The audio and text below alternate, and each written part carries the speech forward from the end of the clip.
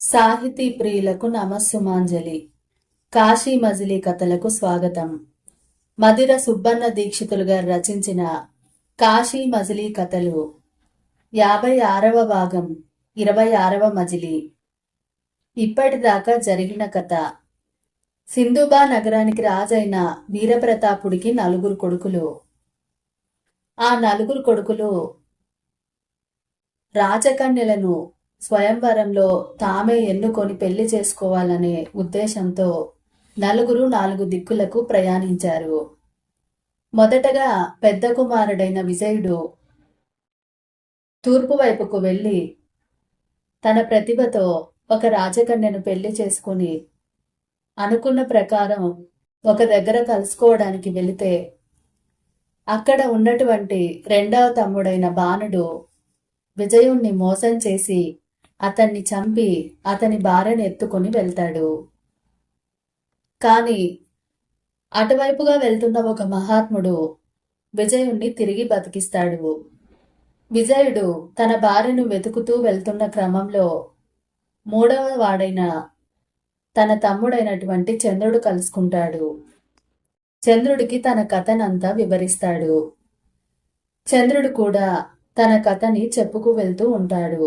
చంద్రుడు ఉత్తర దేశానికి పోయి అక్కడున్న ప్రసిద్ధమైన పట్టణాలన్నీ చూసి ఆ తర్వాత శ్రీశైలానికి వెళ్ళి అక్కడ పాతాళ గంగ దగ్గర ఉన్నటువంటి ఒక బిలంలోని గుహలో దూరి అక్కడే కొన్నాళ్ళు ఉంటాడు.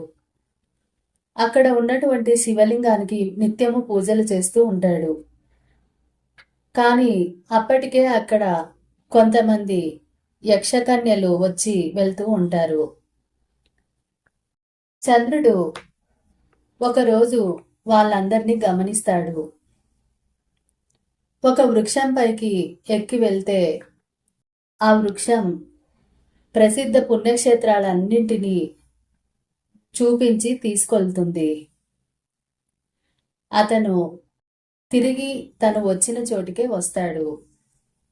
ఆ తర్వాత దేవకన్యలు వచ్చి వెళ్తూ ఉంటే చాటుగా వాళ్ళని చూసి దాక్కుని తనకు ఏమీ తెలియనట్టుగా అక్కడే ఉండిపోతాడు. అక్కడి వరకు చూశాం కదా. మరి తరువాత చంద్రుడి కథ ఇలా సాగుతుంది. యక్షకన్య అయినటువంటి చారుమతి అక్కడ ఉన్నటువంటి అపరిచిత వ్యక్తి ఎవరో చూసి రమ్మని తన సఖులని పంపిస్తుంది. వాళ్ళు చూసి ఏమీ మాట్లాడకుండా తిరిగి వస్తారు. అప్పుడు చారుమతి వాళ్ళని అతని గురించి విచారిస్తుంది. అంతలో మల్లిక నేను శ్రీశైలంలో చూసింది అతడినే అని చెబుతుంది. అప్పుడు చారుమతి అతని వివరాలు అడిగి తెలుసుకోమని, అతడు ఎంతటి అందగాడో చూడాలని తీసుకురమ్మని చెబుతుంది. మల్లిక అతని దగ్గరకు వచ్చి దూరంగా చూసి వెళ్తుంది. పువ్వులు కోసే నెపంతో అతని దగ్గరకు వచ్చి, అయ్యా మీరెవరు, ఏ దేశం, ఇంతటి ఏకాంత గుహకి ఎందుకు వచ్చారు, ఈ గుహ ఎవరిదో మీకు తెలిసినా, మణిభద్రుడనే యక్షుని కుమార్తె చారుమతిది, ఆమె విహార నిమిత్తం ఎప్పుడు ఇక్కడికి వస్తూ ఉంటది, ఆమె సఖిని నేను, మొన్న శివరాత్రి నాడు శ్రీశైలంలో మిమ్మల్ని చూసినట్టు జ్ఞాపకం ఉంది, మీరు అక్కడికి వచ్చారా అని అడిగింది. అప్పుడు చంద్రుడు నవ్వుతూ నేను శ్రీశైలం వచ్చాను, పురాణాలన్నీ విన్నాను, కానీ నిన్ను చూసిన గుర్తులేదు, నా పేరు చంద్రుడు, నేను రాజకుమారుణ్ణి, ఆ పరమేశ్వరుడి అనుగ్రహమే నన్ను ఇక్కడి దాకా తీసుకొచ్చింది, మీకేమీ ఇబ్బంది లేకపోతే నేను ఇక్కడే ఉంటాను, మీకు ఇబ్బంది అయితే నేను వెళ్ళిపోతాను అంటాడు. ఆమె చిరునవ్వు నవ్వుతూ మహాత్ములను సత్కరించడము మా గృహస్థ ధర్మము, మీరు పూజకు అర్హులు, మా సఖి చారుమతి ఇక్కడే శిలామంటపంలో ఉంది, మిమ్మల్ని తీసుకురమ్మని పంపింది అంటూ అక్కడి నుంచి చంద్రుణ్ణి తీసుకుని శిలామంటపం దగ్గరకు వెళ్తుంది. ఆమె అతన్ని చూసి అతడు ఆమెను చూసి ఒక్క క్షణం మైమరిచిపోతారు. ఇంతలో చారుమతి ఒక పూలదండను తీసుకొచ్చి అతడి మెడలో వేస్తుంది. చారుమతి క్షమించాలి. చారుమతి అతని మెడలో పూలదండ వేయగా చంద్రుడు కూడా ఆమె మెడలో పూలదండ వేస్తాడు. అతను ఎంతో సంతోషిస్తాడు. మీరు చేసిన అపూర్వ సత్కారాలకి నేను చాలా సంతోషించాను అని అతను పొగడ్తలతో ముంచెత్తుతాడు. తర్వాత మల్లిక, మీకు అలకాపురిని చూడాలనే కోరిక ఉండకపోదు. మిమ్మల్ని మా అలకాపురికి తీసుకువెళ్ళాలని కోరికగా ఉంది. అది దేవభూమి కాబట్టి మీరు శుచిగా వెళ్ళాలి. అక్కడ కనిపిస్తున్నటువంటి తటాకం అంటే కోనేరండి, తటాకంలో స్నానం చేసి రండి అని చెబుతుంది. అప్పుడు చంద్రుడు పూలవనంలో కనిపిస్తున్న ఒక సరస్సు దగ్గరికి వెళ్ళి అందులో మునిగాడు. అక్కడ మునిగిన వెంటనే అలకాపురి చేరుకున్నాడు. కానీ ఆ నీళ్లలో మునిగిన వెంటనే అతనికి స్త్రీ రూపం వచ్చేసింది. ఈ యక్షకాంతలు అతన్ని మోసం చేశారని భ్రమపడతాడు. అంతలోనే వేగంగా రా అని ఒక ఆవిడ పిలిచింది. తను ఇలా అయ్యాడేమిటి, ఇక్కడెందుకున్నాడు, అలకాపురికి తీసుకెళ్తామని చెప్పి ఇంతటి అన్యాయం చేస్తారా అని చెప్పి అతను అక్కడున్న ఆమెను అడుగుతాడు. అప్పుడు అంతలోకి చాలా మంది స్త్రీలు అక్కడికి చేరతారు. ఇలా జరిగినందుకు ఏమాత్రం విచారించకు, అలకాపురికి తీసుకుపోవాలంటే ఇలాగే చెయ్యాలి, మగవాడిని చేయాలంటే ఎంత పని, తర్వాత మళ్ళీ మగవాడిని చేస్తుంది మా సఖి అని మల్లిక చెబుతుంది. అప్పుడు తేలికపడిన మనసుతో ఆమె వెంటే వెళ్ళాడు చంద్రుడు. అతని చెయ్యి పట్టుకుని మన ఇంటికి పోదామని చారుమతి తీసుకొని వెళ్ళింది. వాళ్ళ వెంట ఆ గుహ విశేషాలు చూస్తూ అలకాపురికి వెళ్ళాడు. ఆ గుహలోకి వెళ్ళడము ఎవ్వరి తరము కాదు. అలకాపురిలో వీధులు రత్నాల పలకలతో నిర్మించబడ్డాయి. మట్టి కంటే బంగారమే ఎక్కువ ఉంది. ఇక చారుమతి అంతఃపురం అంటే అదో ఇంద్రజాలమే. అవన్నీ వర్ణించాలంటే ఏడాది చాలదు. చారుమతి భోజనం వేళ ఎంతో గౌరవంగా చూస్తూ కొసరి కొసరి వడ్డించింది. అతను నిద్రపోతున్నాడనుకుని చారుమతి తన విరహాన్ని వ్యక్తపరిచింది. అతన్ని తిరిగి పురుషునిగా చూడాలన్న కోరికను బయటపెట్టింది. తల్లిదండ్రుల భయం కూడా సకులకు చెప్పింది. సకులు అదంతా తాము చూసుకుంటామని హామీ ఇచ్చారు. మరుసటి రోజు అతను వాళ్లతో మునుపటి గుహ మార్గంలో స్ఫటిక శిలామండపం వెళ్ళాడు. అక్కడ మరొక తటాకంలో స్నానం చేయడంతో తిరిగి మగవాడయ్యాడు. అతన్ని చారుమతిని ఒక లతా మంటపంలో పూలశయ్య ఏర్పరిచి దానిమీద కూర్చోబెట్టి విందులు వినోదాలు చేశారు సకులు. అతను ఆమెతో చెప్పలేనంత సుఖాన్ని అనుభవించాడు. అలా ఆమెతో కొన్నాళ్ళు గడిపాడు. అక్కడ ఉన్నంత వరకు శివపూజ నెపంతో చారుమతి రోజు వచ్చి వెళ్లేది. ఎక్కువసేపు అతనితో గడిపి వెళ్లేది. ఒకరోజు నియమం దాటిందని ఆమె విచారిస్తుంటే బిల్వవృక్షం మీద క్షేత్రాలన్నీ తిరిగిన విధానం గురించి చెప్పాడతను. ఆమె చాలా సంతోషించి తన తల్లిదండ్రులకు ఆ విషయం వివరిస్తానంటే మల్లిక వాళ్ళు నీకు వివాహ ప్రయత్నం చేసినప్పుడు చెప్పవచ్చునని చెప్పింది. ఈలోపే తన సోదరుల విషయం గుర్తుకు వచ్చిన చంద్రుడు చారుమతితో తన సోదరుల గురించి ఒప్పందం గురించి చెప్పాడు. అప్పటికే ఆమె గర్భం దాల్చడం వలన పతి సంపర్కం కూడదని వెళ్ళడానికి ఎలాగో అంగీకరించి ఒక వీణ చంద్రుడికిచ్చింది చారుమతి. అందులో ఒక అపూర్వ రాగాన్ని నేర్పింది. ఏకాంతంగా కూర్చొని ఈ వీణ మీద ఆ రాగం పాడితే నేను తప్పకుండా నీ దగ్గరికి వస్తానని మాటిచ్చింది చారుమతి. యక్షకాంతలం గనుక మాకు ఆ సామర్థ్యం ఉంది. ఈ రహస్యం ఎవ్వరికీ చెప్పకండి. కావలసినప్పుడల్లా ఈ వీణ మీద ఆ పాట పాడి నన్ను రప్పించండని హామీ ఇచ్చింది. ఈ గుహలోకి రావడానికి నానా యాతనలు పడ్డాను. ఇక్కడి నుంచి ఎలా వెళ్ళేది అని అడిగాడు చంద్రుడు. ఇంతలో చారుమతి మల్లికకు సైగ చేసింది. ఆమె మరో దారిలో అతన్ని 2 గడియల్లో శ్రీశైలంలో వదిలి అనుజ్ఞ తీసుకుని వెళ్ళిపోయింది. అది వారికి తప్ప ఇతరులకు తెలియని రహస్య మార్గము. చంద్రుడు శ్రీశైలంలో మల్లికార్జున్ని ఆరాధించి అనేక గ్రామాలు దాటి ఉజ్జయిని చేరుకున్నాడు. అక్కడ విక్రమార్కుడిచే స్థాపించబడిన సత్రంలోకి వెళ్లి చూడగా అక్కడున్న ఒక గదిలో రాముడు కనిపించాడు. అతనేమిటో ఆలోచిస్తూ గుర్తుపట్టలేదు. చంద్రుడు అతన్ని కౌగిలించుకొని, నేను నీ తమ్ముడు చంద్రుణ్ణి. నువ్వు ఇక్కడికొచ్చి ఎన్ని రోజులైంది? ఎక్కడెక్కడికి వెళ్ళావు? ఏం వింతలు చూశావు? మన సోదరులంతా వచ్చారా? సొమ్మంతా ఏం చేశావు? వివాహం చేసుకున్నావా? నీ కథ ఏమిటో చెప్పు అని అడిగాడు చంద్రుడు. అప్పుడు రాముడు చంద్రుని చూసి ఎంతో ఆనందిస్తూ తన కథని ఇలా చెప్పసాగాడు. రాముడి కథ. తమ్ముడు, మనం నలుగురం ఒకేసారి పట్టణం వదిలాం కదా. నేను డబ్బా అంతా తీసుకుని గుర్రాల మీద ఎక్కించుకొని పశ్చిమ దేశానికి వెళ్ళాను. అరణ్య మార్గంలో వెళ్తూ ఉండగా ఒక దొంగల గుంపు నా మీద పడి ప్రాణాలు మాత్రం వదిలి డబ్బంతా దోచుకుపోయారు. అప్పుడు నేను ఒక్కడే ఒక దారి గుండా పోయి అడవిలో నడవగా ఒక పల్లె కనిపించింది.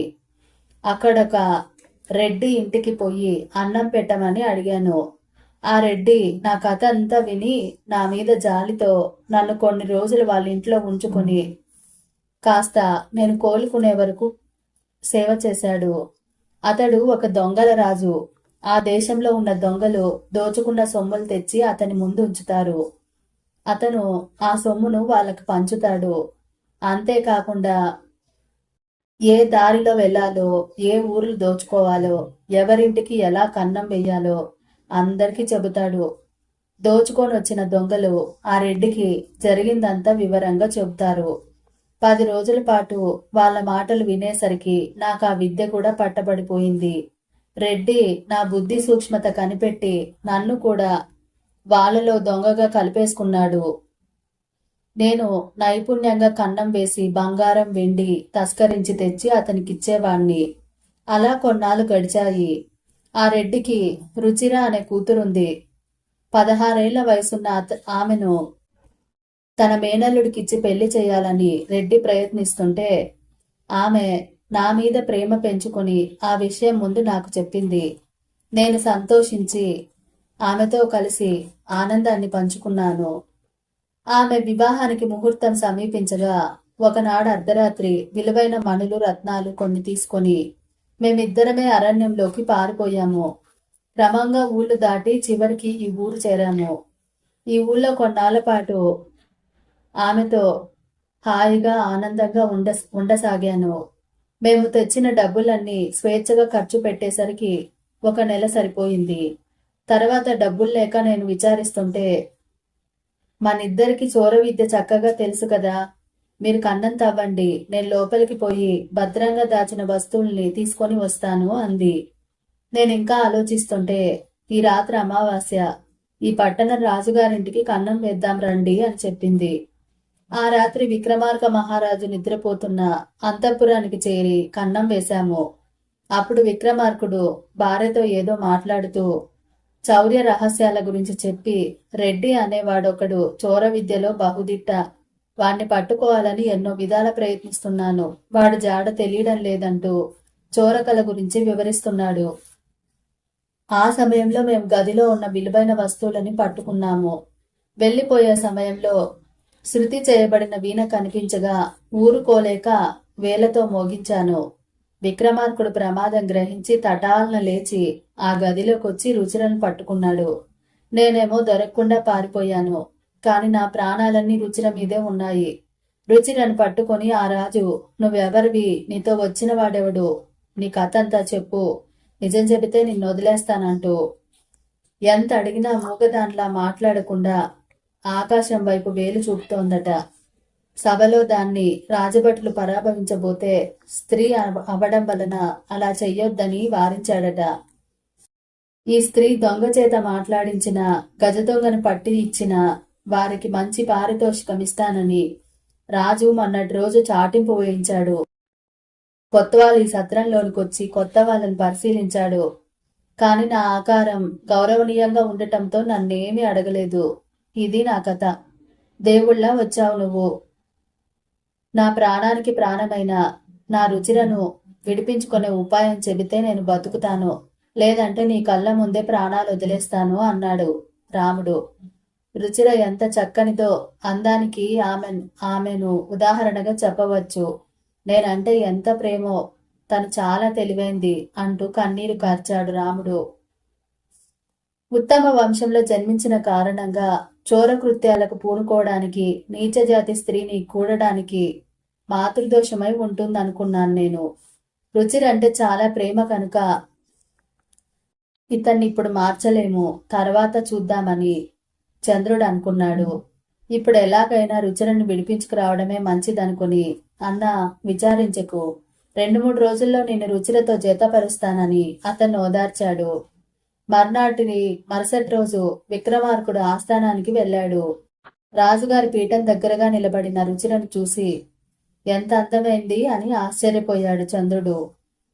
ఎప్పట్లాగే రాజభటులు ఆమెను చూసి, నువ్వెవరివి, నీ వృత్తాంతం చెప్పకపోతే నిన్ను దండించక మానమంటూ బెదిరిస్తుంటే ఆమె ఏమీ మాట్లాడకుండా ఆకాశం వైపు వేలు చూపించింది.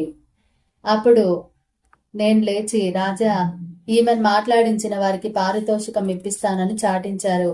నేను మాట్లాడిస్తాను, ఆ పారితోషికం ఏదో చెప్పండి అన్నాను. రాజు నన్ను చూసి నువ్వెవరివి అని అడిగాడు. నేను తర్వాత చెబుతాను, ముందు మీరు పారితోషికం ఏమిటో చెప్పండి అన్నాడు. నువ్వేం కోరితే అది ఇస్తానన్నాడు ఆయన. నేను ఆ మాటకి చాలా సంతోషిస్తూ రుచిర వద్దకెళ్ళి ఆమె చెవిలో, నేను మీ మరిదిని, రాముడు మా అన్న నిన్ను విడిపించుకురమ్మని పంపించాడు. నీకేమీ భయం లేదు. నువ్వు విడుదల కావాలని రాజుగారిని పారితోషికంగా కోరతానని చెప్పి రాజుగారితో, మీరేం అడుగుతారో అడగండి అని అన్నాడు.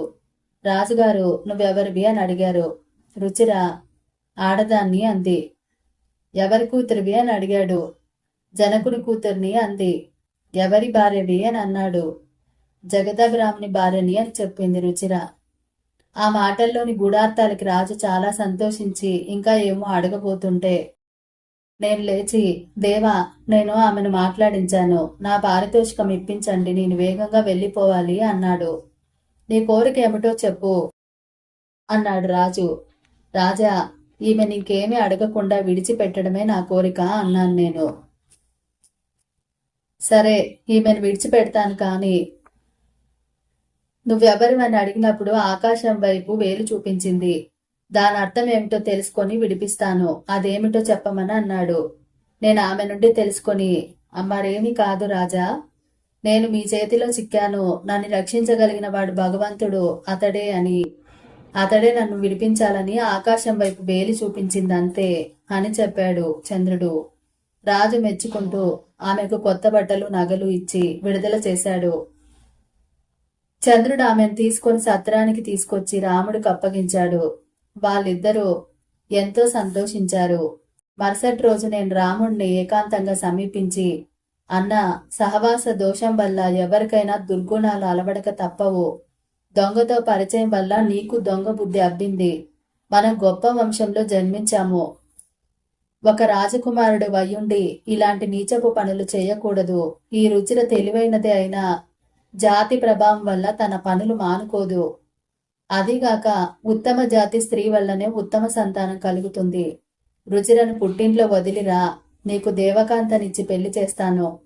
మల్లిక అని యక్షకాంత నేను చెప్పినట్లు వింటుంది అంటూ తను శ్రీశైలం వెళ్ళింది మొదలు చారుమతిని ప్రాణసఖిగా చేసుకునేంత వరకు జరిగిన కథంతా చెప్పాడు చంద్రుడు.